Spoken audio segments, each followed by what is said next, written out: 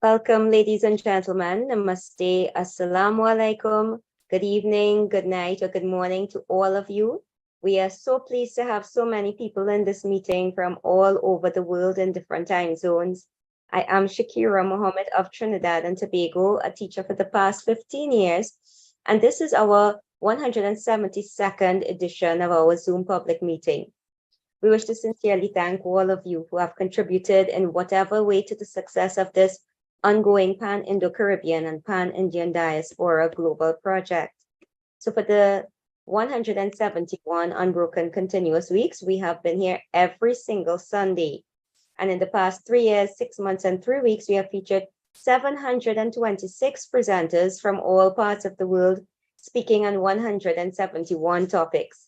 Ladies and gentlemen, this is a weekly forum being hosted by the Indo-Caribbean Cultural Center, a legally registered research and publishing company operating since 2010. And in order to continue this weekly program and to make it bigger and better, we are asking for your suggestions and volunteers, as well as donations. And you can contact Dr. Kumar Mahabir for details. So this week, we mourn the passing of Dr. Elisha Tika Singh of Trinidad and Tobago. He worked as a microbiologist, virologist, and epidemiologist for UWI, PAHO, and WHO. We are fortunate to have interviewed him at age 95 in one of our Conversations with Indian Elders series, and you can find that recording in our ICC channel on YouTube. We also mourn the passing of singer and musician Rani Ramnarain, brother of singer Raymond Ramnarain of the crossover family band Dili Nadan. Rani was the guitarist in the orchestra, and he suffered from renal failure for many years. We want to play a video of him singing with his daughter about 2 years ago. So this song is dedicated also to Elisha Tika Singh's son Michael, who was his main caregiver, and his brother Jared Tika Singh, who also shared his fascinating life story on our Conversations with Elders, and also the rest of the Tika Singh family. So Ravan, can you play the song, please?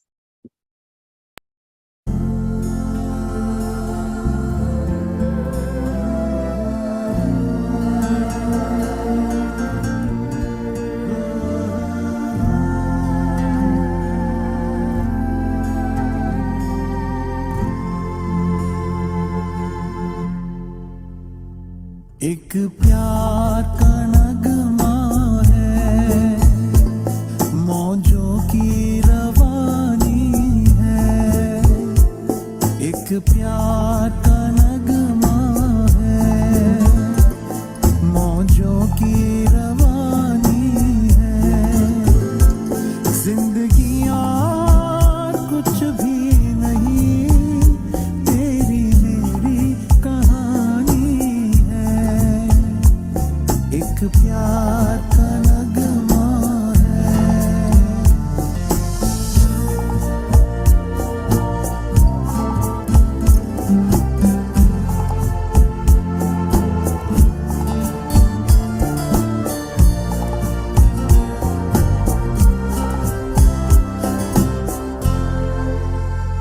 कुछ पाकर खोना है, कुछ को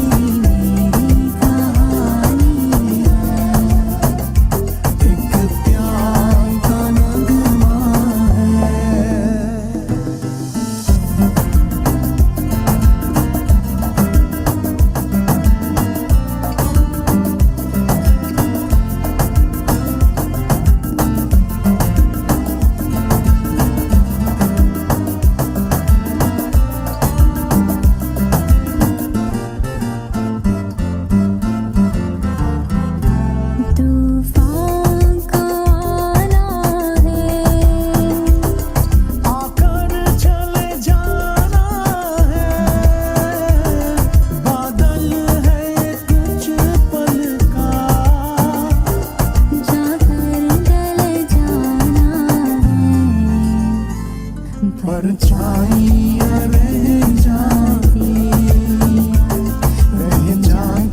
निशानी है जिंदगी और कुछ भी नहीं तेरी मेरी कहानी है एक प्यार का नगमा है एक प्यार का नगमा है एक प्यार का नगमा है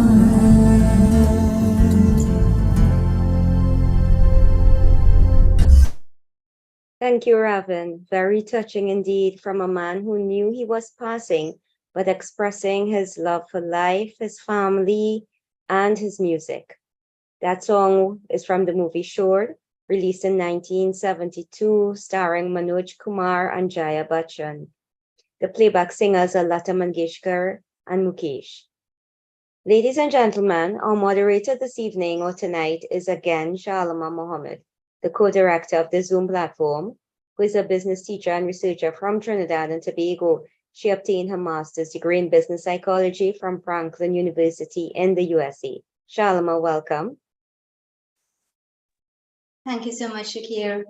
Assalamu alaikum, everyone. Namaste, and a very warm welcome to you all. I want to say thank you for choosing to be here with us. This public meeting will take the usual form of a panel presentation, followed by questions and answers. And we hope the program today should not last more than 2 hours. We are recording live, and the recording will be uploaded later on YouTube permanently for posterity. We are also live streaming on the YouTube channel of the Indo-Caribbean Cultural Center. So let me say welcome to all of our viewers on YouTube at this time. To avoid intrusions from trolls, Raven Ramsing, our writing manager, has muted everyone. Speakers, please do not admit anyone, do not unmute anyone, and do not allow anyone to share your screen. Thanks so much for cooperating. Ladies and gentlemen, today our topic is skin color consciousness in India and the Indian diaspora. Colorism, or the conscious and sometimes subconscious preference for lighter skin tones over darker ones, remain a distressingly persistent phenomenon in India and the Indian diaspora, as well as in other parts of the world. Lighter skin has often been attributed to higher social status, while darker skin has been stigmatized. The beauty industry perpetuates these stereotypes through skin lightening products. This bias has established itself in advertisements, movies, entertainment, sports, politics, religion, business, air travel, and hospitality.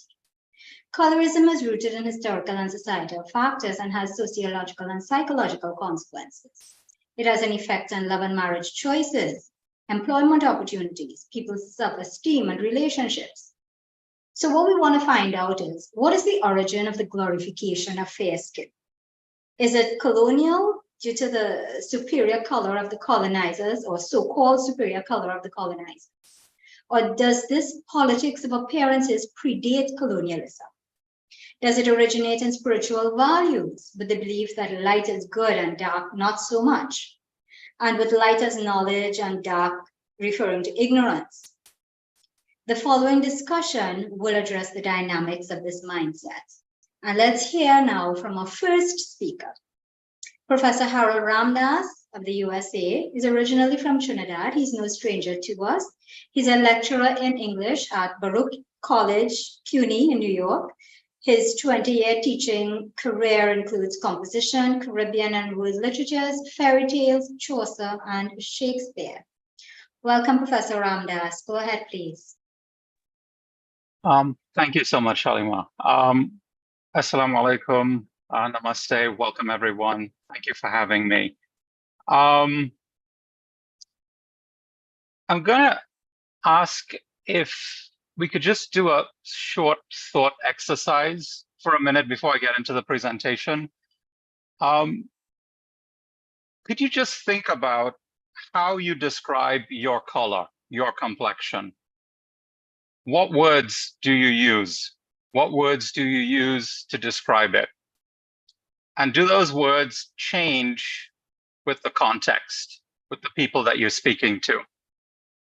Just rest on that for a couple of seconds, and then I'll get into the presentation proper. I'm going to share my screen with you in a sec. And I think we figured out that that does work.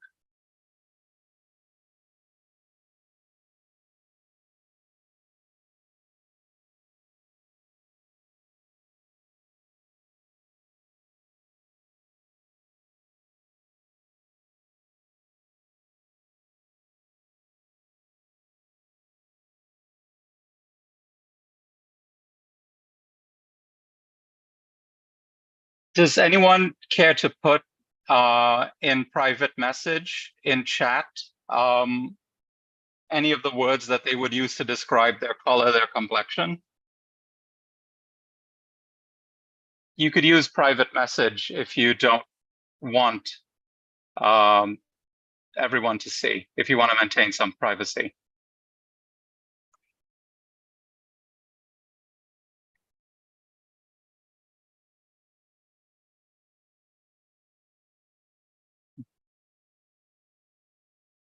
Mm-hmm.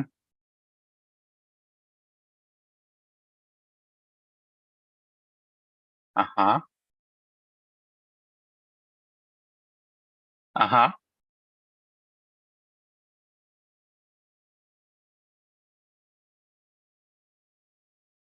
Mm-hmm.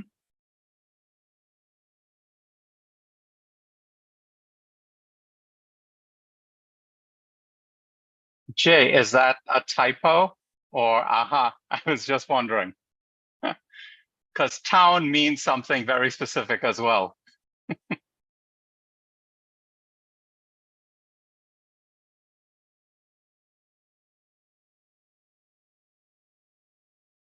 Uh-huh. Uh-huh.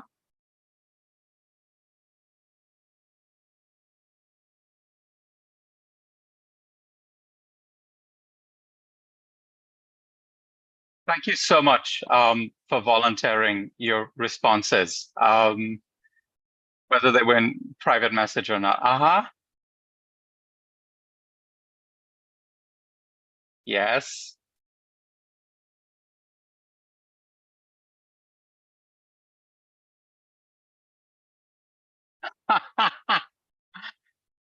Oh, Marion, I love that.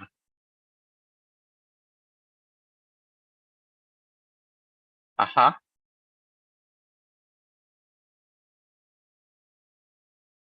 Mm.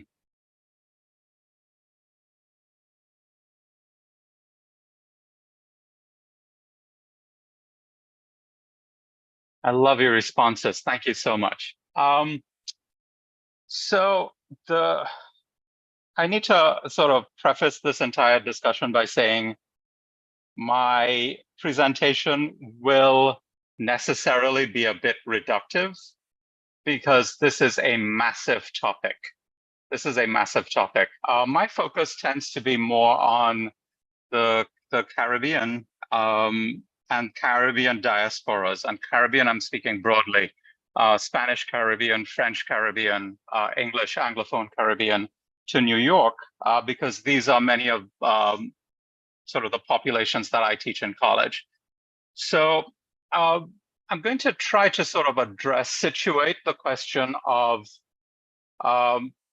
Caribbean color consciousness, and more specifically Trinidad, because that's my sort of research. And as was pointed out, I grew up in Trinidad. I was born in the States, but I lived in Trinidad from 3 to 16. I did my O levels, and so that's sort of my formative consciousness.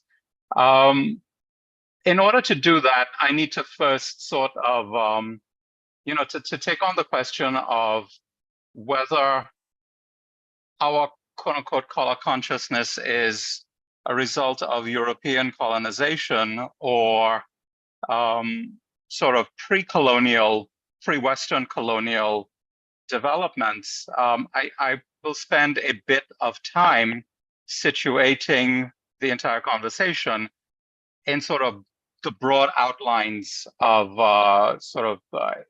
quote unquote South Asian race history. Again, these are broad strokes. So my take on the question, if I were to say like succinctly, I think that Indo-Caribbeans, yes, we are color conscious. I'd say sort of the world is color conscious. And that color consciousness means different things. It's informed by multiple historical and multiple colonial contexts. It's an awareness of color, but also it's a practice of colorism. Sort of, I think we all, and this is the point of unconscious bias, for instance, we see color and we could attach value to it, and it can determine our behavior in response to others. I want to complicate the notion of colorism by the notion of featureism. I think with Indo-Caribbeans in particular, colorism is one aspect of featureism that I will go into later. And I think these are always pragmatic negotiations. We're always sort of identifying ourselves differently, articulating ourselves differently, and identifying others differently according to the context in which we are. And those change as our contexts change. So in the big picture, South Asians were a giant melting pot. We're a giant melting pot of different races and ethnicities. Probably we're a kalaloo, probably we're a stew. But geneticists and genetic anthropologists have basically characterized the South Indian population as being made up of two groups: an ancestral North Indian population and an ancestral South Indian population. And both of those are themselves the results of admixtures, previous admixtures resulting from various migrations. The oldest, of course, it's out of Africa. We are all Homo sapiens coming out of Africa. Up to 65% of who we are genetically is African. And Africans entered South Asia through the coastal migration, traveling down the coast, through the Horn of Africa, down the coast of the Arabian Peninsula, into Iran, then South Asia, continuing all the way into the Australias. So that's the sort of basal, the foundation for who we are. There was a second significant wave of migration that took place from Iran, from the Zagros region of Iran into the Northwest. This is not the Aryan invasion, the sort of quote unquote famed Aryan invasion. So we had the African Foundation, then we have right now about 9,000 to 5,000 years ago, movement from Iran. And it's believed that this kickstarted the Indus Valley civilization and that population, okay? There was also, from the East, a movement of people from Southeast Asia into India, okay? And they give rise, basically, the geneticists have determined that it was basically a migration of men and small communities, and that remained sort of, that did not mix for a good 1,000 years or so, but then started to mix with the rest of the population, and that the migrant group was heavily male. So we have the sort of migration into South Asia from the West, first from Africa, then from Iran. We also have a migration from the East, from Southeast Asia. Then about 4,000 years ago, again from the West, you have the sort of the famous and really sort of badly distorted representation, this thing called the Aryan invasion. And it is a very loaded term because it carries a lot of historical baggage, the baggage of colonialism, the baggage of genocide. This was a sort of theory used to develop notions of social Darwinism and so on that was used to then justify the Holocaust. It's something that's very hotly debated in India right now between those who say that all Indian civilization is indigenous, the Aryans come from India, and the others who say, no, actually, India is the product of inflows. Really quickly, we need to get rid of the idea of invasion.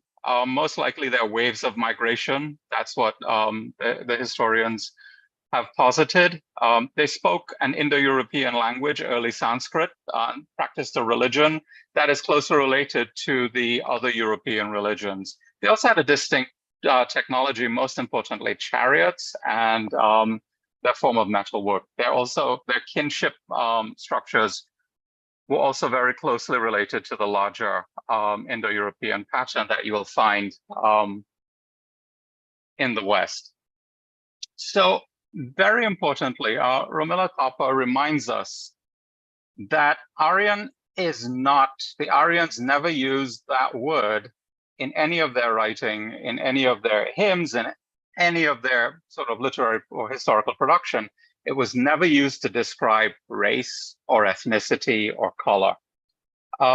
It really signals social grouping or a sort of inherent characteristics, innate characteristics based on sort of region or territory, language, here really the knowledge of Sanskrit, and the ability to perform Vedic rituals using proper Sanskrit.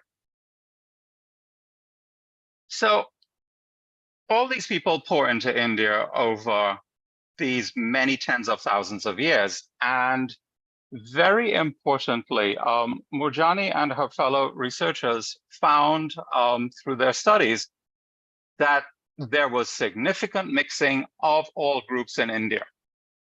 Significant mixing, that there is no pure group in India.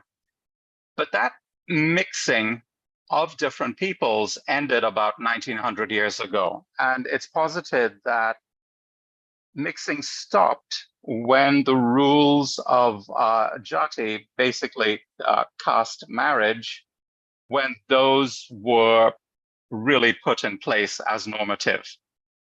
But Murjani sort of, this was the accepted idea by everyone, and yet Murjani in her work found that, in fact, there was mixing that continued.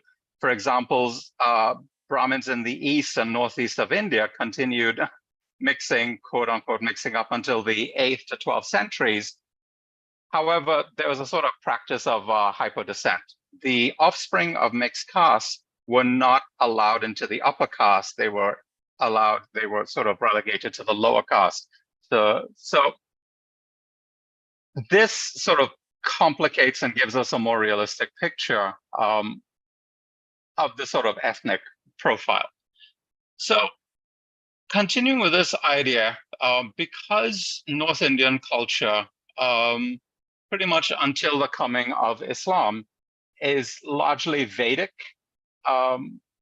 historians will also say that we need to remember India was also a largely Buddhist country until the Islamic invasions. So let's say in the Dharmic traditions and in the sort of elite culture based on the Rig Veda, based on the Vedas, there are references to conquering people, all right, referred to as dasas or dasyus, who are described as black-skinned and flat-nosed. And there's a question about whether these terms really refer to, for example, race,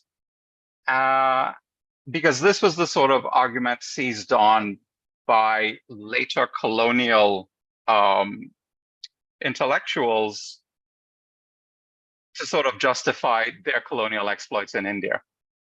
Two really important Indian historians, Didi Kosambi and then later Romila Thapa, resist the idea of these terms being sort of forms of racist embodiment against other ethnicities. They sort of point out that, for example, Black was simply a way of describing another ethnic group. And Tapa, for instance, points to the way in which the system was pragmatic, that other invaders who entered India who had no caste and therefore would be outcast, they were allowed into the caste system as a sort of honorary Kshatriya category. For me, I think that the issue of embodiment is not that easily dismissed. I think sort of marking difference and this question of those politically hostile to the Aryans, marking them with a differentiated and racialized body, it's not that easily dismissed. However, things get a little more complicated because many in the Hindu tradition would know this. Were the Aryans colorist? It's really complicated because Parvati, the goddess Parvati, the wife of Shiva, is dark-skinned. She is Black. And there's this famous story about a time in which Shiva, her husband, makes fun of her for being dark. She gets very angry. She does yoga, and then she sheds her black skin, which then gives rise to Kali. And this is sort of one of those episodes that's really also hotly debated.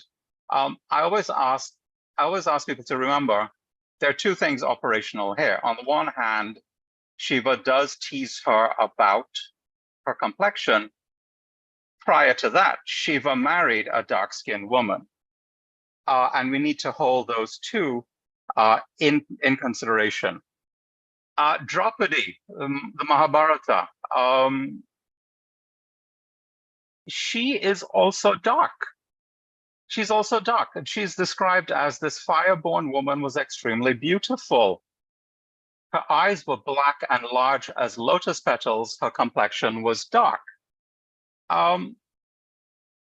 Rama, in terms of males, Rama is dark. There's this famous episode in the Ramayana in which Hanuman goes to sort of, he goes to Sita on behalf of Rama, and Sita says, I don't know who you are. Who are you? How do you know my husband? And then Hanuman proceeds to give a really very famous blazon or description of who Rama is. Included in there, he has broad shoulders, mighty arms, well-proportioned limbs. He is endowed with a dark brown complexion. And of course, perhaps most famously, Krishna, the dark god, the black god. In the folk tradition, he is represented as black. In the sort of more elite tradition, he's turned blue. And there's a sort of a famous story, it's also told in a bhajan, recited in a bhajan, Hindi bhajan, about Krishna asking his mother Yashoda, why am I dark and why is Radha fair? I'm going to make a huge leap now, because I hope I've sort of complicated notions, sort of like stereotypical notions of sort of Aryan as white supremacy, looking down uniformly at non-Aryans and as Aryans as quote unquote white. I'm going to make a huge jump to the Mughals in a lot of ways because they're emblematic of attitudes that were held in common with other Muslim rulers. Of course, the Mughals were there perhaps the longest, and they were the most successful of the various Islamic how to put this, dynasties in India. So the Mughals, as Muslims, were informed by Islamic conceptions of color based on climate. And they, coming from a different region, basically Mongol, Turkic Persianate, the Muslims in general were considered to be more, well, quote unquote, fairer than the Indian population, but we all know there's sort of wide variation in the Indian population phenotypically.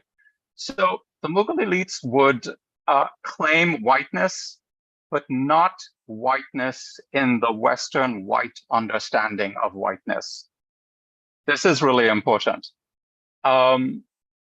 They would qualify their whiteness with terms like wheatish or red, for instance, because in the sort of classic Arabic, Persian, Islamic understanding of race, the middle climates, the middle climes were the best, and the peoples from those regions represented the best racial categories. Anyone further south, basically of the Arab, Persian, North Indian world, anyone south of that is seen as sort of aesthetically less. But so too were whites from the Northern Hemisphere. They considered the Europeans, their whiteness, to also be inferior. And they attributed sort of mental decline and sloth and a whole host of characteristics to European whiteness. And this is coming out of a really fantastic article written by written in 1922, a relatively recent article on the Mughals and their attitudes towards color. I'll share my bibliography shortly. So things really get complicated with the British Raj because the British are coming in having formed their notions of race and color largely through their experience as plantation owners and slave traders in the New World. Omi and Winant, the authors of Racial Formation in the United States, they argue that our modern conception of race and racism, color and colorism, it's really located in this moment of European colonization in the Americas, and it's a result of contact with people they've never met before, the indigenous populations of the Americas, and in the sort of their participation in the slave trade and plantation slavery. So when they get to India, they're confronted with a problem of a culture that is incredibly ancient, incredibly wealthy. Historians remind us that South Asian South Asia accounted for about anything from 23 to 27% of world GDP up until 1700. So the British entered sort of South Asian space paradoxically. At first, they have a belief in their own superiority, but they also are forced to acknowledge the accomplishments of the South Asians. William Dalrymple, the guy who writes The White Mughals, for example, talks about a long early period in which members of the East India Company basically lived and set themselves up as Mughals in India. As the East India Company takes over more and more land in India, basically as they expand their conquest, and really with the advent of Mill, the infamous minutes on English education in India, and then the rebellion in 1857, then things really change. Where before we found that linguists, right, such as the famous Jones, were conducting all these studies, identifying the ways in which the Aryans, the ancient Indians, are related to Greeks and Persians and Latins. Now all of a sudden, there's this sort of political and economic impetus to sort of break what they saw as an early kinship. And basically, the British posited that the Aryans in India those Aryans who went to India either were a separate branch, they're the Asiatic Aryans, not the European Aryans who were superior, that they had degenerated with time because they mixed with other people. And in the sort of wonderful scientific racism that developed, it was also decided that all people who lived in warm or hot climates, their mental faculties diminished over time. So all of a sudden, this notion of Aryan is starting to being both weaponized and undermined by the British. It's weaponized in that the upper castes, the collaborators with the British, were still deemed as Aryan, whereas those who were not collaborators, lower caste people, were seen as Dasas and indigenous. And this is when we start to see basically the British in India starting to refer to Indians outside of the elite using the N-word and as monkeys, for instance.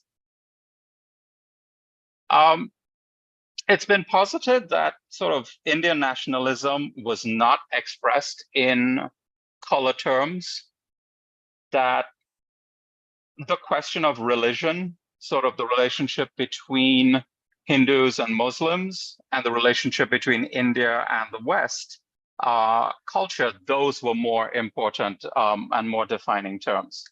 Okay. Things take a sort of marked turn in terms of national culture in the 1980s. That's when we are moving solidly towards a sort of Hindu majoritarianism in India. And what we see in sort of, whereas sort of Bollywood, you know, we know the stereotype of Bollywood, this has been much discussed. The female lead is always light-skinned. And when we go back to sort of earlier Bollywood, there was a preference for Pathan women, for instance. Madhubala, Meena Kumari, sort of two famous examples, both Pathan. What we get in India on sort of state-run television, the sort of representation of Indianness and Indian women, Hindu, middle class, upper middle class, definitely upper caste, and those who phenotypically look North Indian. And this is sort of the image in mass media that comes to dominate. And speaking about the sort of whole fairness, many of us have seen, we know about the phenomenon of skin bleaching in India today.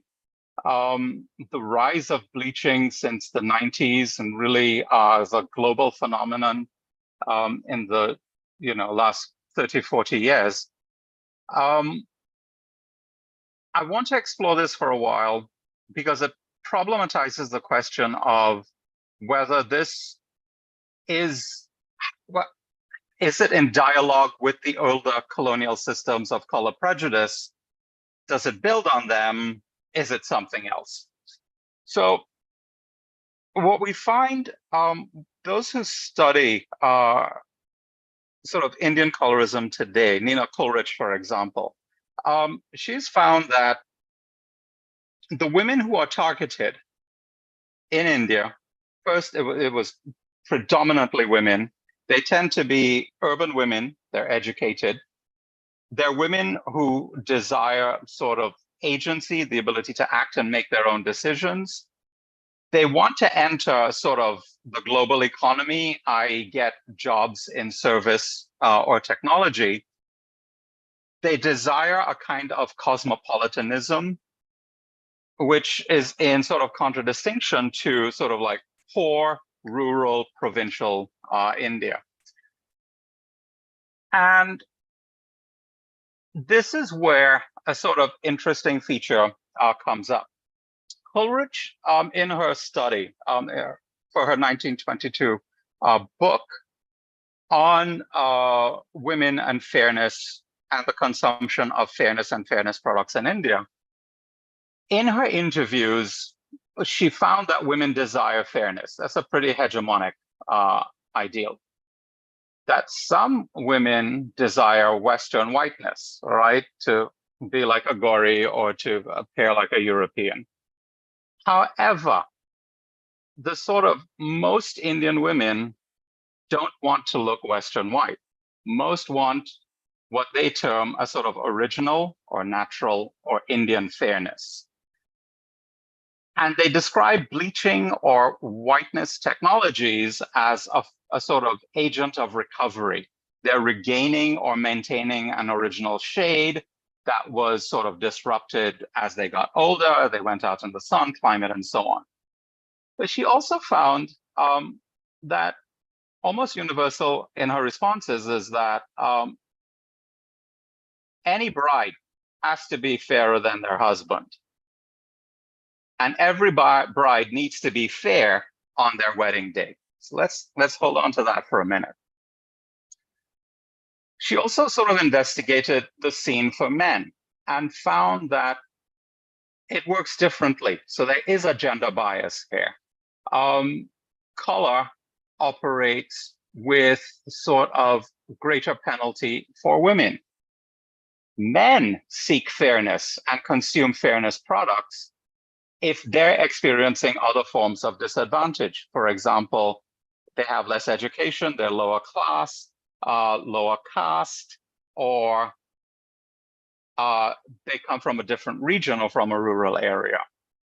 However, for men, other factors outweigh color in how men are valued, their income, their employment, their education. And for them, for men, fairness is just another advantage. And there was a sort of refinement in sort of my understanding in how sort of companies target men changed over time. The earlier ads, the early aughts in the 2000s until sort of mid 2010s, it was the hard sell denigrating darkness, promoting fairness. Whereas the new ads don't even mention color. They just sort of depict a lighter skinned man enjoying the good life, the benefits of modernity. And so the message is implied. This form of advertising could only succeed because the sort of codes are already so well established, all right? Urban men are targeted, not rural men. So this is sort of similar to the targeting of women. And men are targeted in the area sort of of masculinity, that fairness actually produces masculinity, but not by using women's products, because using a woman's fairness product would be feminizing. Now I'm going to move to the Caribbean. And I spent so much time on India in the colonial period and sort of more recent, sort of like the more recent 30 years, because our diasporic population, the Indo-Caribbeans, left a deeply colonized India.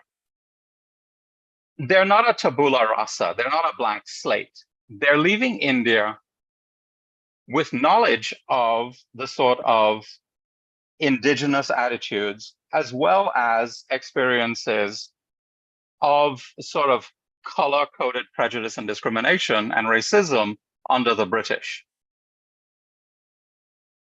One of our major connections to India, right, and this is characteristic of all diasporas, is our consumption of sort of the media and the media products of the sort of origin country. And so I went into earlier, sort of like more recent India, because Indo-Caribbeans, we are consumers of modern Indian culture and media products. So let's go back now for a sec to Indo-Caribbeans, our formative moment in the Caribbean, okay? We leave India, which has that sort of weird, complex, multi-layered, multi-millennia sort of context of racial formation. And we enter the sort of bottom of the social and economic pyramid in the Caribbean, and we also enter a completely different racial paradigm, one that's characterized not by caste, but by a sort of vertical black, white to black racial formation and hierarchy, in which race is operative, but in which shades of color for mixed race persons also had sort of legal standings at a certain point, and also come with a certain social cachet. And yet the Indians come in as this outsider group, not a part of the sort of Western culture, different religion, different dress. And there's the question of, what are these people? It's sort of one of the telling signs that Aisha Khan famously noted in her piece, in her article in on Indo-Caribbeans. It's, unlike all of the terms for mixed race, black, white individuals, and some of those came up really nicely in the chat feature, brown, red, depending on the island, Shabin. A Shabin is a quote unquote red person, but with very light hair and green or blue eyes, for instance. There is no term for mixed Indian white people. And there's only one term, Dogla, for Indian African mixed persons. So there's sort of, the question of, where do Indians fit in? How do we categorize them? Well, the British in Trinidad did recognize color differences among this indentured population, quote unquote Madrasis versus the Northerners. And we're familiar with this. They also the British attributed different characteristics to color. So if you were lighter skinned, the British thought of you as more tame, more docile, more pliable, harder working. Whereas if you were a darker skinned Indian, Madrasi, you were considered to be more difficult, more resistant. And, ultimately, Aisha Khan works out sort of this general way in which the British plantocracy and quote unquote intelligentsia in Trinidad understood Indians, that we are degenerate inheritors to a glorious past. We might be Aryan, but we're not white. We might be Caucasian, but we're not white. And we're black, not African and black. Okay. That's how the sort of British dominated society saw us. Who were we, right? So most of us come from the Bhojpuri belt, UP, Bihar, but significant numbers also come from all over India. And over a process of time, because of a number of factors, okay, plantation life, having crossed the dark sea, the dark water, simple things as the way we cooked together, a number of factors led to a kind of cultural and linguistic homogenization.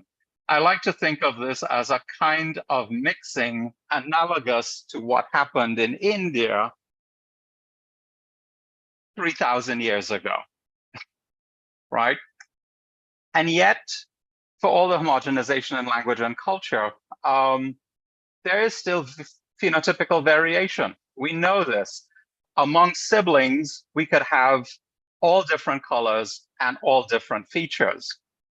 And the other important distinction is the sort of the multiple and sort of really highly refined sense of Varna and Jat, caste and sort of caste divisions that existed in India fell apart. And we got a sort of basically centripetal, we got two poles. We got the Brahmins and we got the low caste, and then the rest of us in the middle really didn't matter.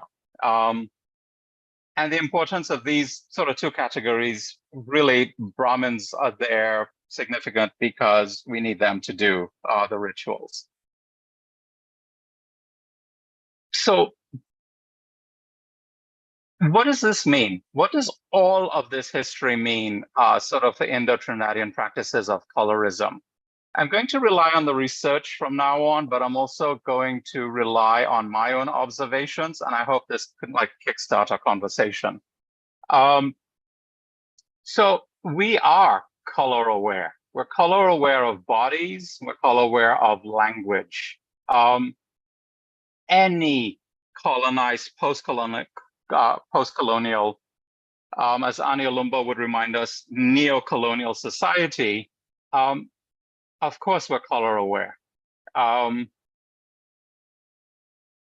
In terms of Indians who seek to sort of marry an Indian partner, there's a whole complex, set of calculations that take place. By the way, the fact that Trinidad is, 16% mixed Indian Black, and the sort of demographic trends point towards increasing intermarriage, we need to sort of bear this in mind. But for Indians, for example, there is a preference, stated preference, according to Aisha Khan in her research, for quote unquote lighter or clear complexions. Again, more so in women than in men. But color is not a disqualifier, all right? Trinidad is not India. One of the things we forget is that there was a significant period in the 1800s in which there was a strong imbalance in the ratio of men to women. And this happened with all indentured populations. The same thing is observed with Chinese indentures in the Americas in the 1800s when they were building the railroads. There were far more men than women. What does that mean? Women became more valuable. Remarriage became completely acceptable. Questions of color fell aside. Questions of religion also became less important, all right? Widows remarried. These are not phenomena that were seen in India at the same time, okay, because of that imbalance. We also know that sort of female workforce participation is extremely important in sort of determinations of partnerships. So with a color on its own, unlike sort of Shadi, descriptions, marriages in India, the first thing they list is fair. Color is not a disqualifier for women. It's one of a number of factors negotiated. Indo-Caribbeans also avoid the term white in describing themselves. But they will use white almost as a distancing or as a teasing mechanism, referring to friends or relatives who migrated to the global north and are coming back home. All right, we're all familiar with this.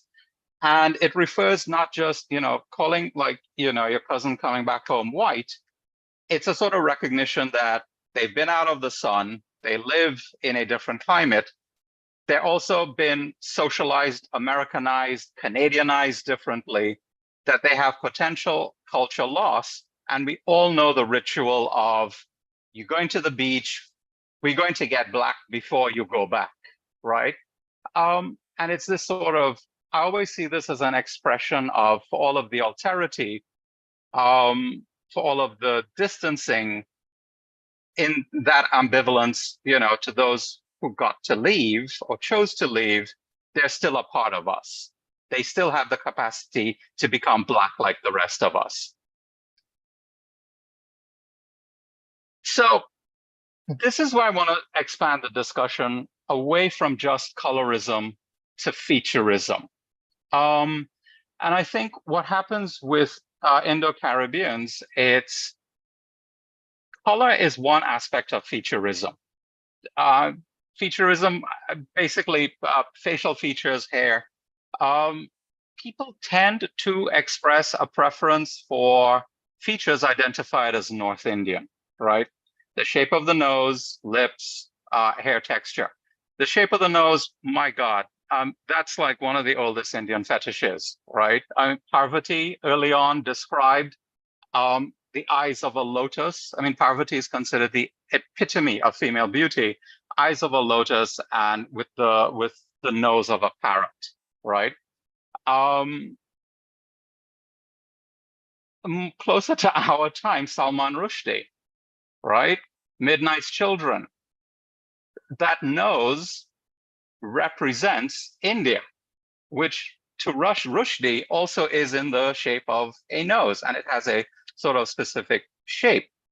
So feature is, I would say colorism and color consciousness is one aspect of this larger sort of element of featureism, and featureism itself is in play with economic, social factors, questions like education, right? And to bring this home, I just want to sort of point to a study done by Hannah Klein-Thomas for, I believe she also has a chapter in Professor Kumar Mahabir's anthology. She, on the Indian diaspora in the Caribbean, she did a study for her 2019 paper on sort of Indo-Trinidadian women and their consumption of Bollywood. And what stood out to me in this really resonated with sort of my understanding and based on what I've been saying. Respondents to her identified with actresses like Kajol and, oh Lord, Priyanka Chopra. I was forgetting her name for a second. And they identified with them more than with Aishwarya Rai and Katrina Kaif, for instance. They recognize the beauty in all of these women, right?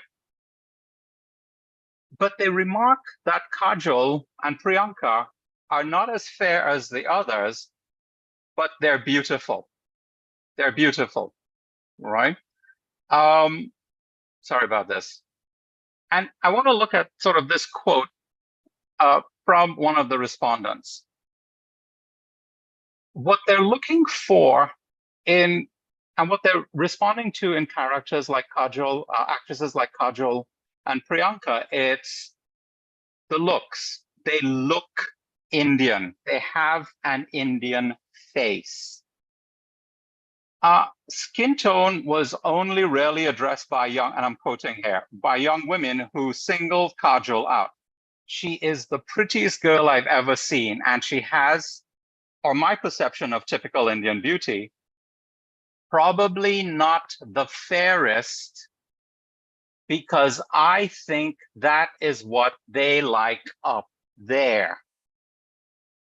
What you get in this moment, I think in this response, is a really fantastic understanding of this Indo-Trinidadian woman's sort of conception of South Asian, Indian colorism, where colorism is the dominant characteristic. But if you're Indo-Caribbean, it's about the face, the features. And you don't have to be fair or the fairest, right? And so this is sort of, I want to use this moment to just think for a second how this compares to other spaces in the Caribbean, to America, in other words, to other colonial spaces. In the courses that I teach, for instance, I've spent time with my students sort of working through articles, because I work with students from these spaces, on the ways in which, for example, in the Dominican Republic, Richard K. Turitz has researched, he's one of the leading researchers in this in sort of Haitian Dominican Republic relations and colorism. In the Dominican Republic, which is a mixed population, largely large black admixture, former colony, former slave society, they say there are no black people there are no blacks in the Dominican Republic. All the Black people are in Haiti. So there's a distancing mechanism of Blackness. But when, for example, people from the Dominican Republic migrate, trying to get either to the US or to get to the US through Puerto Rico, they go to Puerto Rico, for instance, and then the Puerto Ricans look at the Dominican Republicans and see them as Black, and they see themselves as white. And then what happens, both people from the Dominican Republic and Puerto Rico go to the US, and they're considered racially other, not white. In these sort of Hispanic, Spanish-speaking Caribbean spaces, there is that sort of quote unquote ideal for whiteness. And yet what you find for the majority of the population, the ideal is a Mediterranean ideal, quote unquote. Brown to light brown skin, dark hair, okay? Again, not that idea of Western European whiteness. We also have to remember sort of the American scenario, right? Alice Walker is the person, the great novelist. She's also the theorist who gave us the notion of the theory of colorism in her piece. If the present looks like the past, what does the future look like? Really important piece. And there she works out in the slavery and immediate emancipation period, the sort of the way in which the Black middle class consolidated itself as light brown to quote unquote various shades proximate to whiteness, in contradistinction to the working class and Black population troped as Black. And she also theorized that the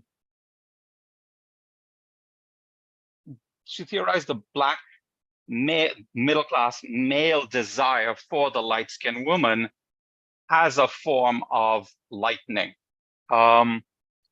This is analogous in some ways to the sort of Spanish notion of ameliorar la raza, right? Improving the race.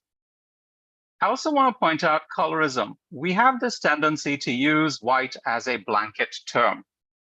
Nell Irvin Painter, sort of distinguished American historian, she basically created the field of whiteness studies. And her book, The History of White People, it's really paradigm shifting, because what she goes through is that in America, not all whites were seen as equally white. That if you're from the Mediterranean, if you were Greek or Italian, you were considered Black. That phenotypically darker whites were considered legally white, but socially Black. They were also lynched. They were also discriminated against, all right? And finally, we have to think about the Indo-Caribbean diaspora to the global north, which has its own complex, multi-layered sort of racial context. And just in closing, some of the factors to think about are the ways in which sort of all quote unquote brown bodies become interchangeable in a sort of post 9/11 scenario. And any brown body becomes Muslim automatically and terrorist. That Indo-Caribbeans in the sort of global north, we don't just face colorism within our families, we face it from the out, I mean, not just from the outer society, we sort of get it from within our families as well. We're also pressured to sort of locate ourselves, identify and ally racially, all right, in this new period of sort of post, how to put this, anti-Blackness. So sort of this movement of social justice. And as Indo-Caribbeans, and this is where it gets a little messy, we all want to preserve our own unique identities. Indo-Trinidadians do not want to be confused with Indo-Guyanese and vice versa. And we project darkness onto each other, right? We say, no, you're not Trinidadian, you all are dark. You all are not Guyanese, you all are dark. And we sort of try to preserve distinctions in societies that often flatten us to our disadvantage, and also sometimes, quote unquote, to our benefit. We can be confused for South Asians. We all know the position that South Asians are accorded in the US now, one of privilege. There are two of them running on the Republican ticket to become the next candidate for president. We're also familiar with the ways in which South Asians in North America distance themselves from us and also project Blackness and lower casteness onto us as Indo-Caribbeans. So that's the talk. What I really wanted to do was sort of indicate the complexity of this. I wanted to refine the notion of colorism, that it's an aspect of featureism, and that it's something that we're always negotiating depending on our context. Thank you so much, and thank you for your patience. I think this was over 30 minutes. Oh, it was quite over 30 minutes. Yes, you went into an hour, but we allowed it because you were comprehensive. It was exceptionally insightful, extremely rich data. And I have to thank you so much. This was an excellent presentation, Professor Ramdas. I do apologize. I'm so sorry. The only reason I didn't interrupt you is because the conversation was, the presentation was extremely good. Banmati is saying so informative and excellent. And we do have 4 speakers now, 5 participants who have questions for you. You all, please, let us just keep it very brief because we do have another speaker waiting and we would like you all to benefit from her presentation as well. So please, let's just have a quick question and then a quick response from Professor Ramdas. Thank you. So I know... Shalima, yes. Shalima, I feel really badly. Could we let Simran go and take the questions at the end? Actually, we could have her go. However, these people have been waiting for quite some time. So I understand. Just ask Simran to bear with us, and I'm sure she'll understand. Bobby Piramal has been waiting for a very long time. Mr. Piramal, could you please unmute and ask your question? Thank you. Look, Salima, I must mention this. It has been a very, very informative one. I have learned a lot. My idea of color was totally different from what I've heard now. And I've always wanted people living on different parts of the world, had different features and different complexions, dark or light or whatever it is. I always wondered what was the reason. I thought personally that these people are living in different parts of the world and therefore their complexions are different. But now I've learned a different view, and I am very, very happy that I've spent this night listening to a very interesting conversation. God bless you all. Thank you very much. And I hope we get more information like this to the community. Thank you. Excellent. Bye. Excellent. Thank you so much for that. I'm sure Professor Ramdas is feeling very complimented. Thank you. Vedanath Mohabir, you also have been waiting for quite some time. Please, let's be very quick.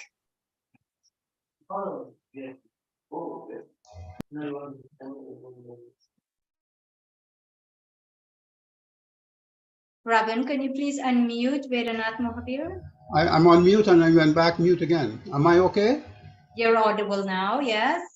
I have lots to ask, but mainly, at the beginning, I'm more concerned about what he said, or what I thought he said about the people coming into India and the sparking of the Indian civilization. He talked, for example, I think of Persians coming into India, what they call migration. Let's get his response. Let's get his response very quickly to that. Right. So I would not call them Persian, because Persian today has the sense that they're an Islamic culture, that they are a certain phenotype, that quote unquote fair. You're talking about 9,000 years ago. So the people who live there, they're not modern Persians. So I don't want to sort of create the illusion that Persians created the civilization. There's a debate right now that basically what these people from a specific region of Iran did is that they came into this part of India. They had certain knowledge and practices related to farming, and that helped to kickstart Mohenjo-Daro. That's it. The whole notion, sort of, okay, one of the big problems with sort of like genetic anthropology with South Asia, because of the climate, so few human remains exist. There's very little there that remains to do genetic testing on. So there are lots of holes and there are lots of gaps. And the theory is always being refined. But I do not want to in any way miscommunicate or give the impression that, quote unquote, Persians founded this civilization. What I am saying is the research suggests these are people who migrated and they brought knowledge of farming. And as we all know, the rise of civilizations, it's intimately connected to our changes in farming knowledge and practice. Okay, great. Thank you very much. Mr. Mohabir, I know you have a few more, but please hold them until perhaps we can bring on our next speaker and hear her as well. Thank Sure. you. Oh, yeah, I'm waiting. Thank you. Waiting. Okay, Dr. Shadnan Singh. Hello, everyone. It is a marvelous, excellent presentation today. Really, I have so much to ask and I have many of remarks, but compliment, it is compliment. However, I have one question. And that is you mentioned, Professor G, color awareness. Can you explain some more about this? Because it is so important. Thank you. I love that question, and I'll try and be brief. In any society in which color is given a legal and economic benefit or penalty, the people in that society learn how to read color. And not just Indians, all of the people in that context learn how to read color. It determines how they present themselves. It determines how they interact with other people. And, you know, in one of sort of like, I can't remember the article, but she was talking about Caribbean people and Trinidadians in general, that whereas in America, they just go white, black, and maybe brown, in Trinidad, we recognize, for instance, far more colors and far more shades. And so, you know, we have to remember that during slavery, for instance, people of mixed race had more financial and legal benefit and protection than the Black population, but less than the white, right? So the way in which, you know, we situate ourselves and treat others, it's dependent upon that inability to sort of read or place someone based on their color and what we assume comes with it. That's what I mean by a sort of color awareness. It's one of the first things we see. Terrific. Thank you so much for that. Let me just have now a final question for you at this time, and that would be from Mrs. Marian Douglas-Ungaro. Welcome. Hi. Hi. Yeah, I'm excited about this. I know that, and I wish Carlo were here, but he's still having computer problems and he's long gone to bed. And of course he's in Rome. But because I asked him a question along these lines at the end of our discussion 2 weeks ago, some of his encounters about skin color within Indian society. And when it was still, Lahore was still part of India. But anyway, and he didn't answer it, but he has told me about a situation on a ship, a boat or a ship, an Indian woman who was visibly brown And he was saying he was a kid when this happened, but that she started apologizing for her skin color, okay, and that basically she said that she had gotten a sunburn, a bad sunburn, and so it was actually, number one, ludicrous, but why to go back and think, why would someone do that? What's the context? So that's one of the things about color and how people discuss color in the South Asian context. I would hope that people aren't apologizing and saying they got sunburned in the 21st century, but I don't know. Anyway, I don't want to go on too long, but I would actually like to propose that we have a follow-up on this for a number of reasons. And I would love to participate because I had a Vietnamese mentor in college at university, Dr. Tran Van Dien, in the 1970s. And he introduced me to the term Afro-Asian, Afro-Asian. And so I think it's really important now to have these discussions between people of color, populations of color, and especially also in between the diasporas, because it's one thing to be Asian exclusively in Asia or South Asia, East Asia, etc. It's also another thing to be exclusively Black or African on the continent of Africa, but out here in the Americas, the Americas changed the world. So yeah, the Bandung Conference was at 1955 or so, when we had the first opportunity for African people and Asians to come together in that kind of a context. Black Americans and Black people from the Americas were on the margins of that. But I put in some comments in the chat. I have a family member, a connection, and I want to talk about very much in terms of people's privacy, but this touches upon my family. And then things that I've seen, observed, and also in living in Kenya, in East Africa, things I saw and experienced there too, between South Asians, between Indians and Black Africans, which, you know, anyway, so I think we need to talk about this more. Also the issue in Britain, where the two populations come together the most. Thank you. Thank you very much for that input. And perhaps we will indeed consider it. Again, I want to say thank you to you. I want to thank Professor Ramdas for this incredibly insightful presentation. Thank you very much. At this point in time, let's hear from our second speaker, and maybe you all will have more questions and again, some more insight. And our second speaker is Simran Anjari Jaglal of South Africa. She's a researcher in the Center for Women and Gender Studies at Nelson Mandela University. Her research areas include colorism and skin bleaching practices among Indo-South Africans. So welcome so much, Simran. Everyone, Simran is here with us. But because of the load shedding in South Africa, she has prepared a pre-recorded video. She's live in the audience. She will be taking some questions after, but we are going to show her pre-recorded video. So Ravin, can we have that video now, please? Yes, he'll show it in a few minutes. It's coming up. Thank you.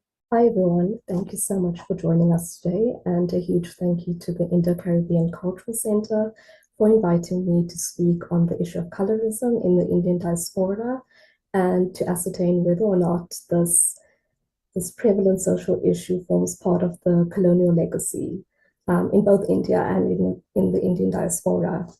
So let me just share my screen. The volume is rather low. Simran, I'm putting you on notice. It's a fascinating yet unsettling paradox when it comes to the skin.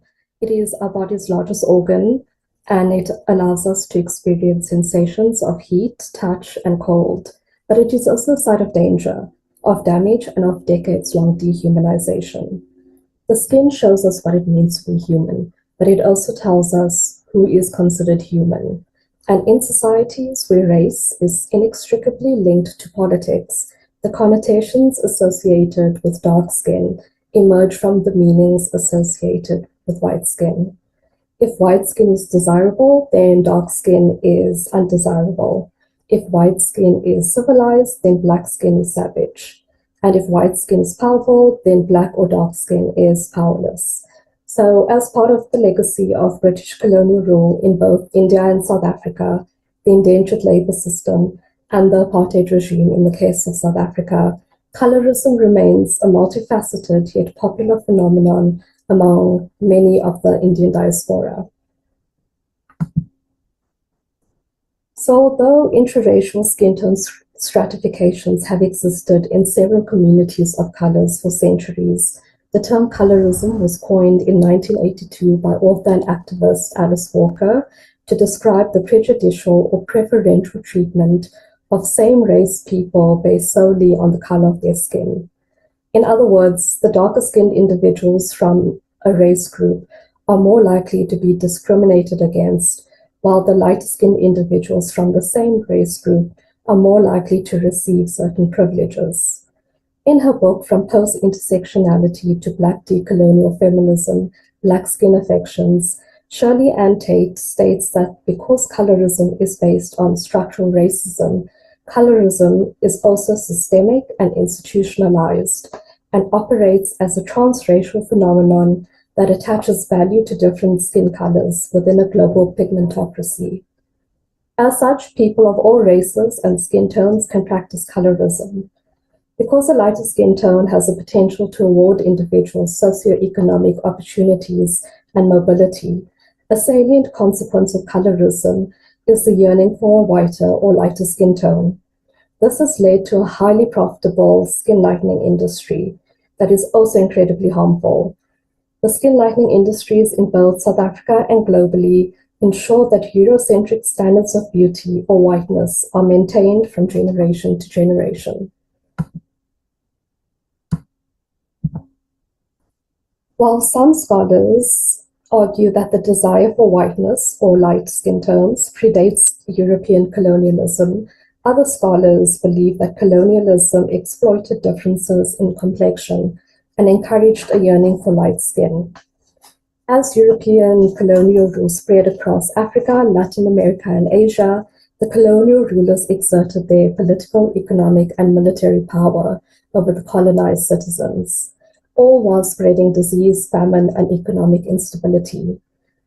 The colonizers also established a hierarchy of skin color that placed themselves, white Europeans, at the apex and placed non-white colonized subjects in subordinate positions. For people of color, and especially for those who cannot pass as white, the closest proximity to whiteness is through having a lighter or white skin tone, and to a certain extent, Eurocentric physical features. Hunter terms this the bleaching syndrome.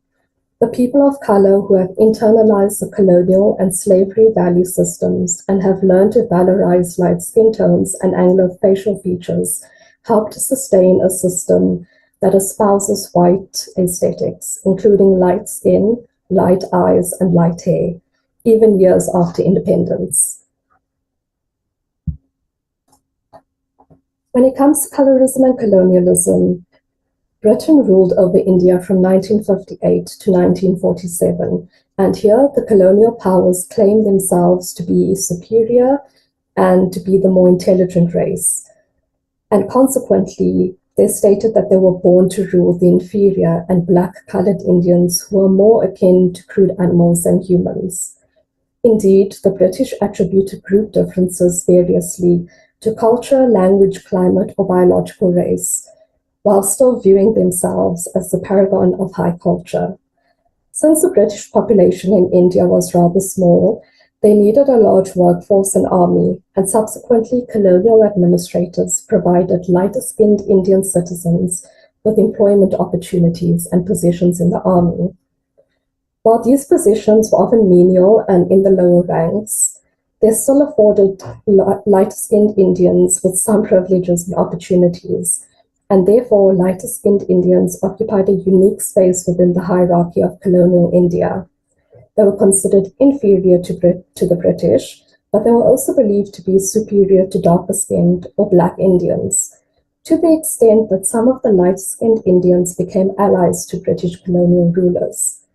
This clear privileging of lighter-skinned Indians over darker-skinned Indians embedded the idea that dark skin equates to subjugation, and inferiority.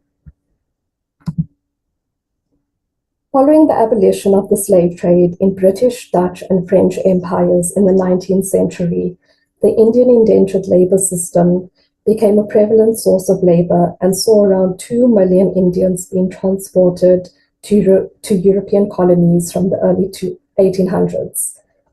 Subsequently, this migration led to the formation of Indian diasporas in South Africa, Mauritius, Sri Lanka, the Caribbean, Myanmar, and Reunion, and smaller Indian populations in Fiji, Kenya, Uganda, Guyana, and Trinidad. According to Jane, it is estimated that between 1834 and 1937, around 30 million Indians migrated to different parts of the world, while during the same period, about 24 million of them returned home, resulting in a net immigration of 6 million. Since ancient times, Indians have migrated to various other regions, such as Tibet, Indonesia, and Afghanistan, but this did not result in large diasporic populations compared to that of the Indian indentured labor system. Indentured labor included a 3 to 5 year period of labor, and once the contract had ended, the laborers had the option to re-indenture or to find other work in the colony.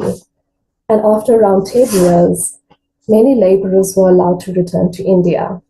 The conditions of the ships that transported Indian indentured laborers have been likened to that of the slave ships during the transatlantic slave trade.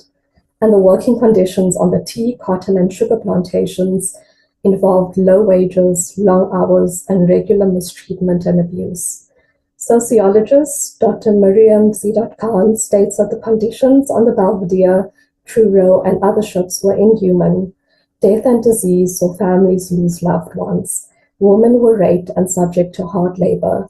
Conflict ensued and violence was commonplace on the ships.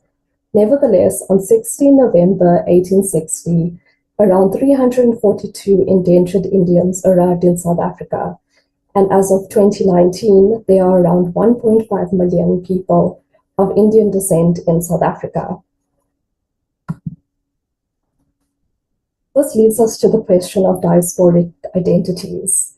The term diaspora connotes a sense of deterritorialization, where a population originates in a country or region other than the one in which it currently inhabits. And a necessary condition for migration to be considered as a diaspora is the upholding of contacts in the land of origin in various forms, real or imaginary, material or cultural. There are several pertinent yet problematic factors when it comes to this idea of diaspora. Firstly, technological advancements have allowed people, communities, and cultures to transcend physical space. The term diaspora can be remissive of class, race, language, religious, ethnic, and regional and caste differences. The term also suggests an idea of permanence of a group identity, and while South African Indians remained relatively insulated during apartheid, this community's cultural beliefs, traditions, and products have changed over the decades. For example, an overwhelming majority, over 95% of South African Indians, consider English to be their first language. Many of them have converted to Christianity, and cultural signifiers such as food and fashion have also evolved over the decades. Lastly, the relationship between South African Indians and their homeland can be real or imaginary. In the case of an imaginary connection, this is expressed through the Bollywood film industry. Anti-apartheid activist Fatima Mir elaborates on the complexities of and anxieties surrounding the supposed diasporic identity. She states that identifying as diasporic Indian would privilege the Indian aspect of South African identity and consequently erase this community's struggle for recognition in South Africa. After a history of displacement, indentured labor, and oppression, South African Indians may desire a national belonging, and subsequently their Indianness becomes a second allegiance. When it comes to colorism in South Africa, the application of red ochre, for example, to one's skin signifies a spiritual transformation, a body that is cared for and a body that is protected. This is one example of how embellishing the body was common in pre-colonial Southern Africa. These practices of smearing clay or powders on the body or to the skin were tied to gendered and generational beauty ideals rather than to racial designations. The advent of British colonialism in South Africa, however, entangled body embellishments with European beauty ideals and practices. Here, the white European settlers disregarded the practical and spiritual purposes of smearing clay, powders, and other substances on the body, as they viewed these practices as barbaric and further evidence of the racial inferiority of African peoples. Ironically, these settlers regularly applied imported skin lightening products to their bodies. The apartheid regime from 1948 to 1994 exacerbated skin tone tensions in Southern Africa, as South African citizens were characterized into 4 racial groups: Native or Bantu, Asian, European or white, and colored or mixed race. These racial classifications were based on skin color and, to a certain extent, on physical features such as hair texture. And as a result, the local white-owned skin lightening industry prospered as it played on the desire for basic human rights. A lighter skin tone literally was the key to freedom of movement, a decent education, and the right to vote. The 1960s saw around 60% of Black South African women using skin lightening creams, and by the 1980s, the skin lightening industry in South Africa reported a turnover of 25 million rand per annum. But from the mid-1970s, the government began to regulate the active ingredients found in the skin lightening products. They first prohibited mercury and later limited the level of hydroquinone that is used in these products. In fact, in the 1980s, and owing largely to the Black consciousness movement, South Africa became the first country to ban terms such as lighten, whiten, and bleach in the advertising of cosmetic products. Despite these laws and regulations that aim to dissuade consumers from bleaching the skin bleaching practices are still popular in South Africa, and many beauty brands manufacture products that contain harmful doses of hydroquinone, mercury, and/or glutathione. Recent reports on the skin lightening practices in South Africa revealed that 90% of skin lightening creams contain illegal or banned ingredients, such as mercury or hydroquinone, and an overwhelming majority of Black and Indian women who use skin lightening products still report high levels of satisfaction, even if they experience the dangerous side effects. A recent study explained that the prevalence of skin lightening among Indian women in South Africa has yet to be investigated fully, but dermatologists continue to witness the harrowing implications of skin lightening products on this demographic. A cross-sectional survey that took place at 2 hospitals, for example, surveyed 600 South African Black and Indian women between the ages of 18 and 70. The survey found that women of African and Indian ancestries engage in skin lightening practices and have cited the following reasons for engaging in these practices. Many of them try to treat facial pigmentation. About 26% of them use it for skin lightening purposes, and around 23.5% of them use these products to treat acne. Importantly, the majority of the women surveyed stated that they use skin lightening products after receiving advice from their friends and family. Another study found that 11% of the Indian women and 23% of the Black women surveyed stated that the practice of skin lightening resulted in significant skin damage. Nonetheless, around 90% of these women also reported high levels of satisfaction with the results of the skin lightening process. Alarmingly, the World Health Organization has reported that 35% of South Africans continue to lighten or bleach their skin, even if they are aware of the potential dangers of such a practice. And these potential dangers include kidney failure, liver damage, chemical burns to the skin, and a host of other medical problems. So why do Indian people in South Africa and in other diasporic communities continue to bleach their skin. Well, we also have to look at the causes or influences of colorism. We cannot be dismissive of the media's influence on colorism and skin bleaching practices. The Bollywood and Hollywood film industries, for example, often vilify darker skinned characters or actors while portraying lighter skinned characters or actors as the heroes. In addition, the ethnic marketing techniques of skin bleaching advertising promises consumers social, economic, and romantic success in their lives if they purchase and use skin bleaching products. During my master degree research, for example, my audience studies revealed a significant insight into the causes or influences of colorism.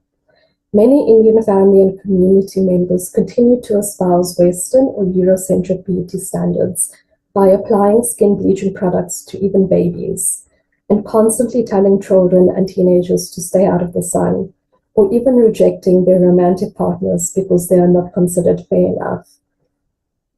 As the Indian diaspora evolved and adapted to their host countries and cultures and/or took on hybrid identities, such as South African Indian identities, Indo-Caribbean or Indo-Fijian identities, colorist beliefs persisted.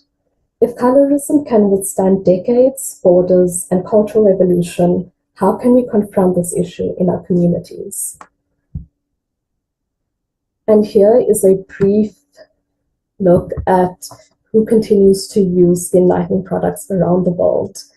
The skin lightening industry is booming, and it is estimated to be worth $31.2 billion by 2024. And here we see a lot of these skin lightening practices occur in countries that were previously colonized. So again, I ask the question, if colorism can withstand decades, borders, and cultural evolution, how can we confront this issue in our communities?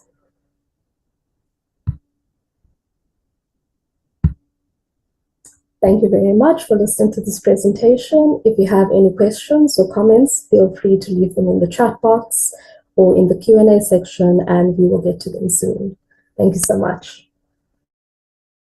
Okay, so there you have it, another very interesting expose on colorism, this time from the South African perspective. And for those of you all who would have questions, we have both Simran here as well as Professor Ravdas still with us. So if you have your questions or would like to make a comment, please feel free to raise your electronic hand. You can get that by going to the reactions button. You will see the electronic hand, just click on that. So Dr. David Subran is the first raised hand. Go ahead, please, Dr. Subran. Kindly unmute.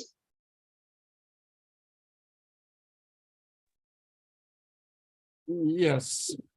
As a person who has lived over a very long time, in my 80s, in Trinidad and Tobago, there was this association of color with caste. So it was assumed that once you're dark, and I am very dark, as you might see, that you automatically would be a chamar or some lower caste. Then when the Indians came here, they were assigned to plantations, and these plantations were usually owned by white people. So the people in charge, the people they had to look up to and were dependent upon, were white-skinned. So some value was applied or associated with the white skin. So here, thankfully, these things are on the way out. However, I am a teacher. I taught at university, and I had in my class a beautiful dark-skinned girl who anybody might be proud to make a wife. And she was engaged. And then she told me that her engagement was brought to an end by the boy's mother, who found her too dark. And this happened just a few years ago. And it shows that these prejudices linger for a long time. And parents really have a mandate to enlighten and educate their children. Thank you. Yeah, thank you so much for that. It is those same prejudices that has brought us to bringing this particular topic to the fore. It is indeed prevalent still, and we wanted to get an idea and perhaps educate people as to why those prejudices exist. So, Simran, are you here? Could you please unmute, and would you like to make a response to Dr. Subran?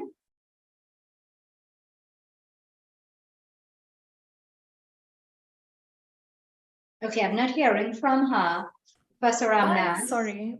Oh, okay. The host had muted me. Hi, thank you so much for that question or comment. Thank you. It's very wonderful insights. I do just want to talk about the caste system in India. You know, before colonial times, caste was very much associated with a person's occupation. So laborers who worked outside, considered darker skinned, and all of that. But then it was, you know, British colonialism that really leveraged the existing caste system to turn it into something that further divided people. So that's my comment for that. From the South African perspective, caste is something that has sort of evolved or died out throughout the generations. So personally, I can't comment on that, but yeah, thank you. Caste and colorism is still quite an intersectional topic in India. Yeah, thank you so much for that. Veeranath Mohabir, go ahead, please. You want to unmute as well?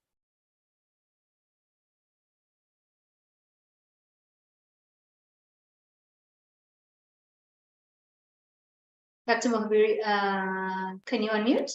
Yeah, try it again. One more time. Let him try it. One more, right, good. Yes. Now, okay. Yeah. Just a follow-up on the earlier comment that Dr. Ramdas had made, rather answer to what I've talked about. See, I have it from different sources. And a source here that said, and you mentioned that also that people came from East Asia into India. You didn't date that. But the important thing is in a quick abstract of what I understand is that the people came into India from East Africa, came into India and moved all the way down into East Asia, into the south there. And there was a volcano about 75,000 years ago that killed out everybody except those, a core in India. And from that core in India, the rest of all non-Africans are populated. So that's why I was concerned about where you got that information about 9,000 years ago, people coming into the Indus Valley civilization and created it. So I just want to leave that aside and come to something that was related to the last question. Dasa, you mentioned the word Dasa and I missed that. What was that exactly that you were talking about? Dasa, meaning black? Okay, let's get a response from Professor Ramdas, please. Yeah, there are questions, there are debates over what the term dasa, dasyu mean. And sort of the traditional interpretation was slave.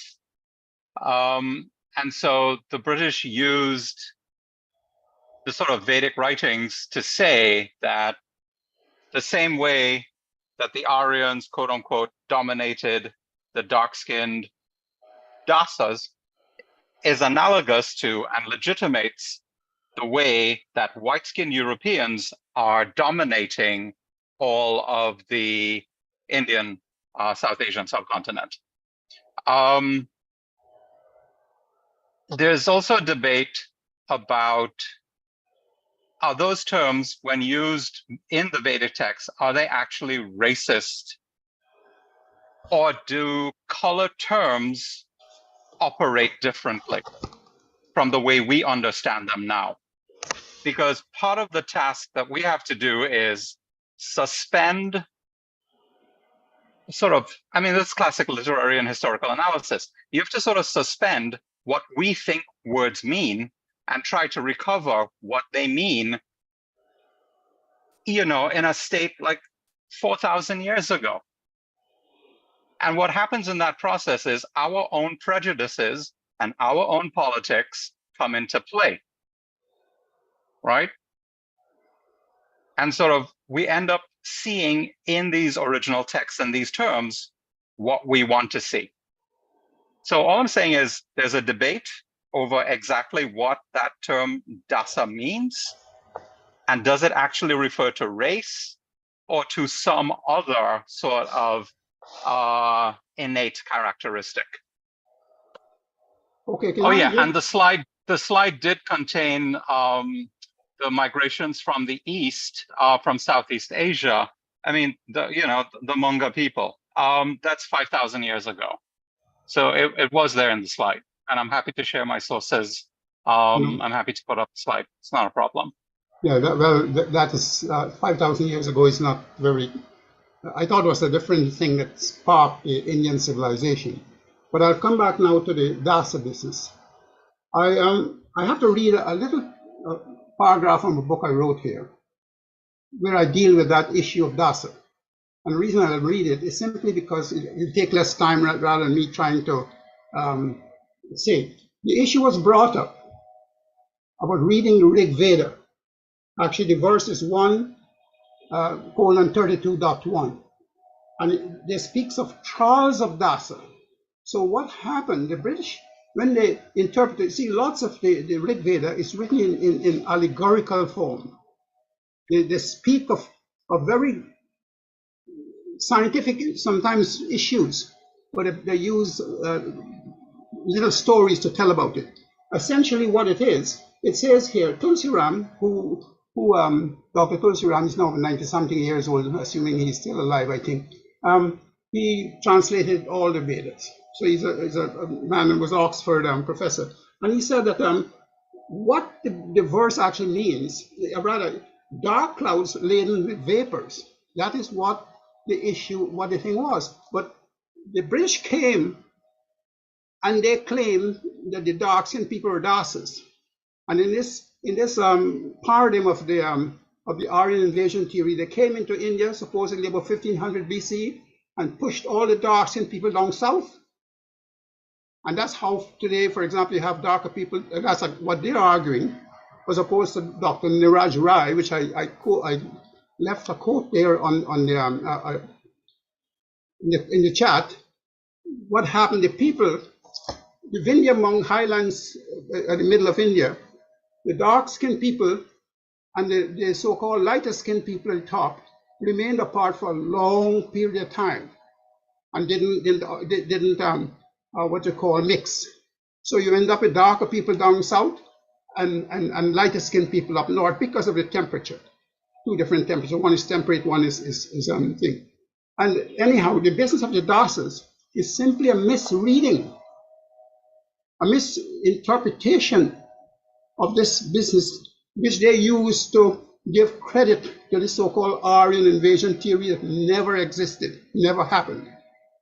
That white people came into India, sparked the Indian civilization, pushed the dark-skinned people down south, and that's why you have the caste.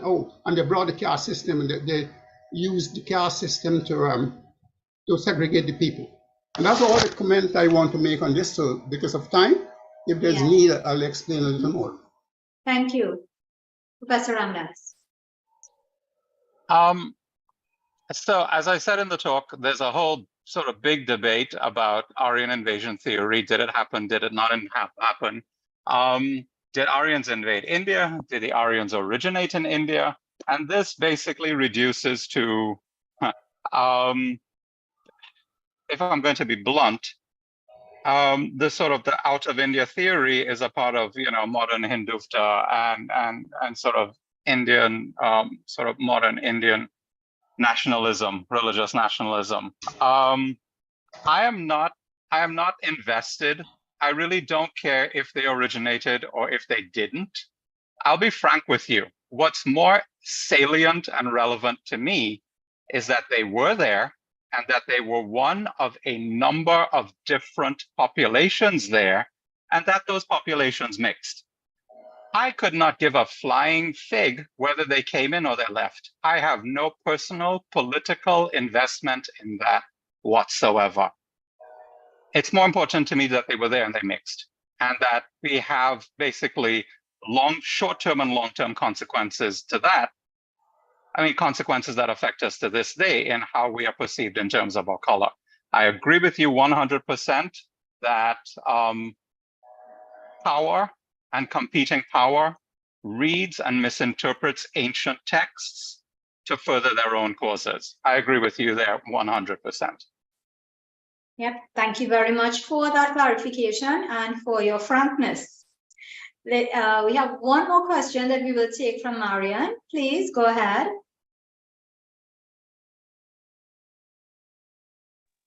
Okay, now I distracted myself. Okay, so I put a couple of questions, I guess, or comments in the chat that had to do with this movie, which kind of changes subject. That the movie that came out in the United States over 30 years ago now, Mississippi Masala, that has a specific context here in the United States. I think I watched the movie, I went to the movie, but I think it's very strange. And actually, I've never seen a public discussion of this movie up until today. I'm sure that some were held, but not really that broad. But I'm thinking about, I'm listening to Professor Ram Dass and to Simran and our other speaker. I'm remembering the term Gondwana land. And I don't know what everyone here knows about this alleged history of ancient India. And this was brought up to me. I was in undergraduate school, and two of my Indian classmates, actually, we just lived in the same international student building. And these guys just came talking. We talked from time to time, and then they started telling me about Gondwana land, which allegedly was like southernmost India or something. And they were saying that that part of India is now submerged. It's like north of Australia and south of India. And also, I really want to hear from Professor Ram Dass. I want to say this particularly because I have a problem with our interpretations, those of us who have access to university education, who are not severely underrepresented in certain populations, okay? Not as much as others, but I want to hear from people from, say, what you all, I think, call in India, the hill tribes. I want to hear from people from what they call the scheduled castes, from the so-called, what's the word, the Dalit. I had a Dalit friend, a colleague in Minnesota years ago. We actually put together a panel talking about adult education with Paulo Freire in Minnesota. And that's a whole nother conversation about how that happened. But this man was much darker than me, and he himself is Dalit. And but I want to hear those discussions also about what we're talking about now, led by people from the hill tribes, the scheduled caste, women, especially women, because men have much more access to the outside world, speaking English and everything, than the women do. So that's my 2 cents. Thank you all. Okay, thank you very much for that. I will ask both our speakers to hold their thoughts for just a moment. Simply because we are at 5 minutes after 5, and unfortunately, we do need to bring today's conversation to a close and end the recording. So I want to say thank you very much to our 2 speakers, excellent presentations. And thank you for your sacrifice. Thank you so much for giving freely of your knowledge, your expertise, and your time to us. I want to also thank members of our audience, those of you all who have been here all the time with us, and those of you who are on YouTube as well. Thank you for attending, and thank you for also participating. At this point in time, I will now hand you over to Shakira to formally close the program. Thank you again. Thank you, Shalama, for being a great moderator as always. And thank you to our speakers, especially, and to all those who have taken the time to attend and participate. As we said earlier, this public meeting is being hosted by the Indo-Caribbean Cultural Center, and you can feel free to contact the ICC to publish your books and your reports. And remember that we are asking you to kindly give us your suggestions, volunteerism, as well as donations, and you can contact Dr. Mahabir for details. We want to thank the advisory and planning team led by Dr. Kumar Mahabir and our IT manager behind the scenes, Ravin Ramsingh, who has been recording the program and will upload it to our website and YouTube permanently for posterity, and to Miriam Mohammed for producing our TikTok videos. Our topic next Sunday will be a tribute to history professor Dr. Brinsley Samaru, who passed away 2 months ago. So please visit our YouTube channel to see all our past recordings. I am Shakira Mohammed from Trinidad and Tobago saying goodbye. May God bless you all. Dhanyavad.